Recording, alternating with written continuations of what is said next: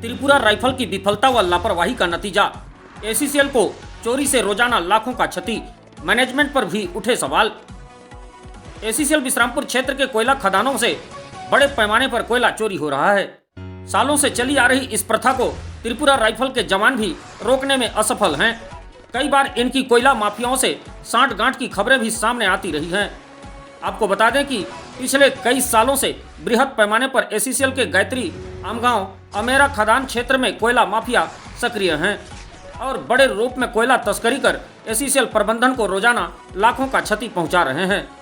Tripura rifle की बात करें तो उनके आने से पूर्व कई बड़े बड़े दावे किए जा रहे थे कि जैसे ही त्रिपुरा राइफल के जवान खदान क्षेत्र में तैनात होकर सुरक्षा व्यवस्था संभालेंगे, वैसे ही पूरी तरह कोयला चोरी पर अंकुश लग जाएगा और प्रबंधन को सालों से हो रहे नुकसान का बोझ नहीं उठाना पड़ेगा। लेकिन त्रिपुरा राइफल के जवानों की तैनाती के बाद भी सुरक्षा व्यवस्था पूरी तरह टाएं फिस नजर आ रही है।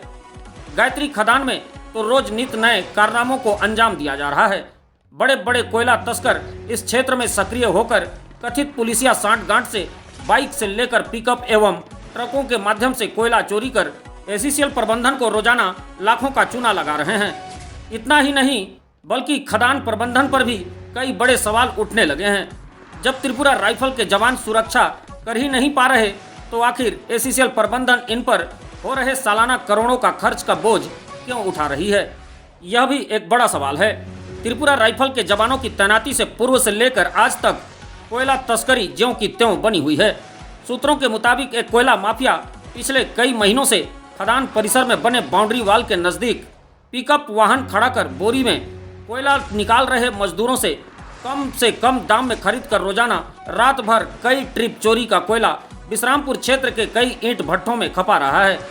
इतना ही नहीं, कई बार इसके पिकअप को त्रिपुरा के जवान एवं पुलिस की टीम द्वारा पकड़ा गया, लेकिन किसी तरह आपसी मिलीभगत से उसे छोड़ दिया गया, जिससे खदान क्षेत्र में बेखौफ बड़े रूप में तस्करी आज भी बदस्तूर जारी है।